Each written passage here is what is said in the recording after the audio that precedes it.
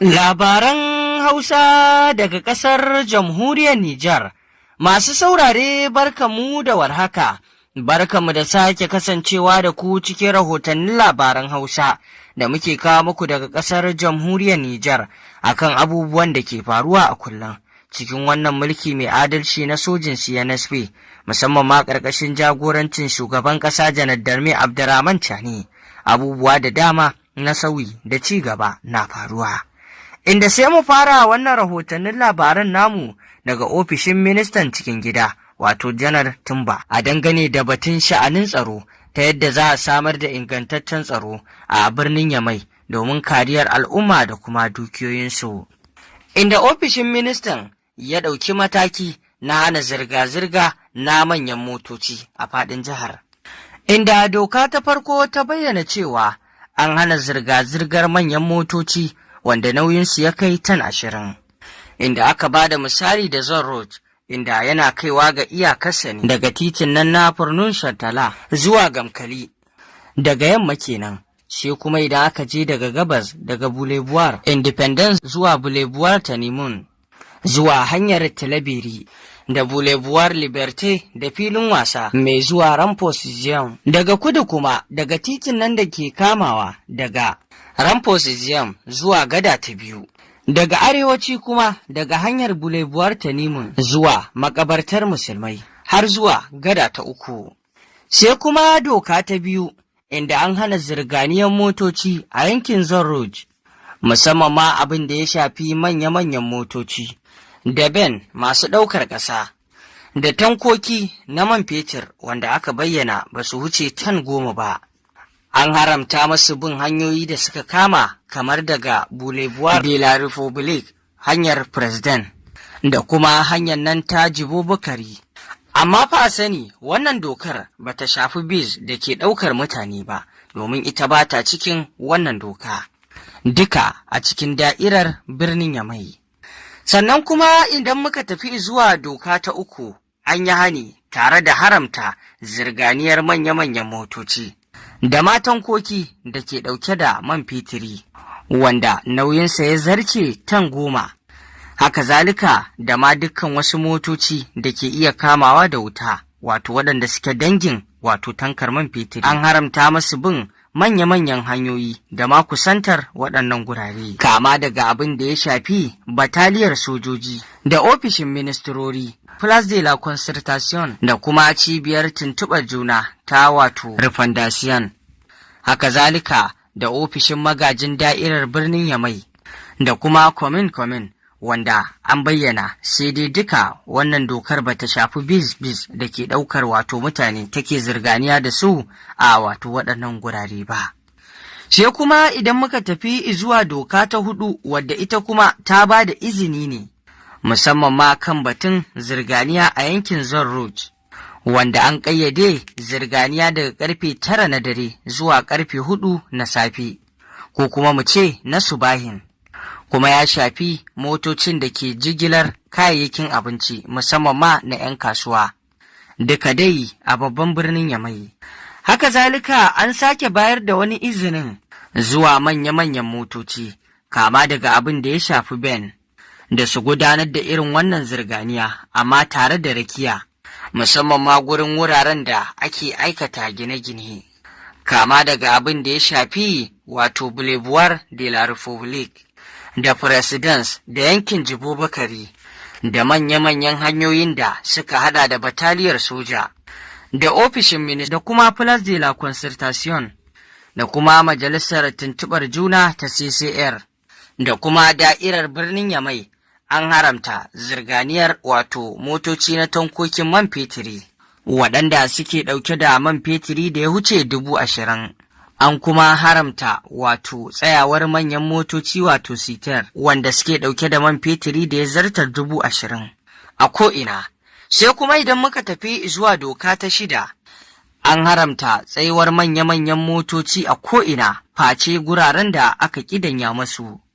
Doka ta 7, an ba da izini zuwa ga manya-manyan motoci waɗanda suke ɗauke da kayayyaki wanda bai zarta tan 20 ba, musamman ma waɗanda ke ɗauke da kayayyaki na al'umma wanda za su shigo da shi cikin babban birnin Yamai. An ba su damar bin hanyoyin da suka hada da Boulevard Tanimun, Ramfuwan, Senukunci, hanyar Rocade Nord, wadda ke RN Dune da kuma RN Bensen, da sashin RNN da ke bi cikin birnin Yamai zuwa Place Tarhanakal ta hanyar Ramfuwan Police Secours. Sai kuma doka ta 8 akan wucewar motoci da ke ɗauke da kayayyaki, masu ɗauke da kayayyaki na haɗari, kama daga iskar gas, bama-bamai, da sauran dukkanin kayayyaki da aka san suna fashewa. Duka a babban birnin Yamai ba tare da izini ba, ana iya ɗaukar wannan a mazaunin barazana ga tsaro. Kuma za a ɗauki babban mataki kamar haka akan dukkan wanda aka kama. A cikin doka ta 9, masu keta wannan dokar ko taka wannan dokar za su fuskanci fishi na hukuma, musamman ma biyan tara, tare da ƙwace musu motocinsu waɗanda suka shigo da wannan kayayyaki da su a cikin wannan laifin. Sannan sai mu tafi zuwa dokar ƙarshe ta 10. Majalisar Tsaro ta Da'irar Birnin Yamai ita ce aka ɗora wannan alhaki wajen sa ido da lura da kuma tabbatar da an bi waɗannan dokoki da aka shimfiɗa, wajen a zamanto an bi su kamar yadda aka shimfiɗa su.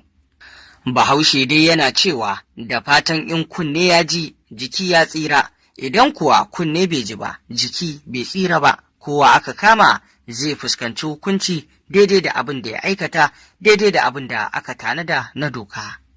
To yanzu kuma sai mu tafi zuwa rahoto na gaba dangane da hukumomin ƙasar nan da suke ƙoƙari wajen tabbatar da zaman lafiya da kwanciyar hankali na al'umma da kuma ci gaban ƙasa, arzikin ƙasa mai ɗorewa. Hukumar nan da ke kula da shan miyagun ƙwayoyi tare da fataucinsu a faɗin ƙasar jamhuriyar Nijar, wato Ocratis,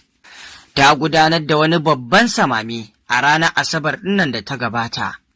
Ta samu nasarar cafke wasu ɓata gari kuma ɗauke da waɗannan miyagun ƙwayoyi. A yayin da ake tsaka da yaƙar wannan shaye-shaye, yayin da wasu kuma suka dukufa wajen aikatawa da kuma fataucin waɗannan miyagun ƙwayoyi waɗanda doka ne a ƙasar jamhuriyar Nijar, musamman ma kuma wato a babban birnin Yamai.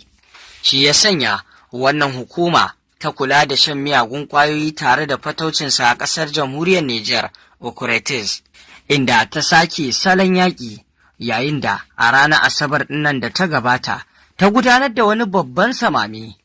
tare da ban hannun wato jami'an tsaron ƙasa. Samaman mai suna kakkaɓe da Hausa ya haɗa da auna lafiyar direbobi domin a tabbatar wato ko sun sha wani abu na maye kada shawo kan hanya su haddasa hatsari, da kuma yin ƙoƙari wato da yin sintiri a gulbin Isa da bin daga-daga a guraren da ake shan miyagun ƙwayoyi ko kuma wato siyar da su a dai babban birnin Yamai, wanda a yau ta zama babban dambulan ta sayar da miyagun ƙwayoyi da kuma wato safararsu, abin da ya haddasa matsalar tsaro da kuma yawan faɗace-faɗace da rikice-rikice. Domin shan wannan miyagun ƙwayoyi yana juya tunani, ya haifar wa mutum ya je ya aikata abin da bai aikata shi a hayyacinsa ba. Inda a rahoton da aka bayyana cikin irin wato ƙoƙarin da ta yi na wato shekara kama mutanen da aka yi, an kama kimanin mutum 2,400 da kuma 56, wanda a faɗin ƙasa aka kama waɗannan mutane, inda wato babban birnin Yamai ya ɗauki mutum wato 548 da aka kama, kaga kenan wato kusan kaso 31. Duba da wannan al'amari ne ya sanya hukumar ta Ocratis ta sake salon yaƙi, ta sake dabara wajen kama masu aikata irin wannan al'amari, musamman ma a babban birnin Yamai ɗin, inda a wannan karo wato hukumar ta Ocratis ta sanya a yi wani larwai a kan gulbin Isa domin wato kama waɗanda suke wato safara da kuma shan miyagun ƙwayoyi, inda kuma ta samu nasara akan hakan, inda wato dai an yi wannan sintiri a yankin Algoza da ke Dar es Salaam zuwa Rutcanga da Gawado da zagayen gulbin Isa. A sakamakon awo da kuma waɗanda suke mashaya wato an kama wato waɗanda aka auna su aka tabbatar guda 18 cikin 108 da aka auna su domin tabbatar da wato hayyacinsu a ɓangaren wannan wato shan ƙwaya, inda guda 18 an kama su da wannan laifi. Inda daga cikin irin ƙwayoyin da suke sha akwai benzodiazepine, akwai kuma wato tabar wiwi da kuma ketamine da kuma tramadol da dai sauransu. Direbobin sun haɗa da wato masu tuƙa ben da masu tuƙa hais da masu tuƙa wato taxi da bus da kuma karkar. Haka zalika har moto mai ƙafa 3 shi ma ya shigo ciki. A sakamakon larwan da aka yi a gulbin Isa kuma an kama ɓata gari 29,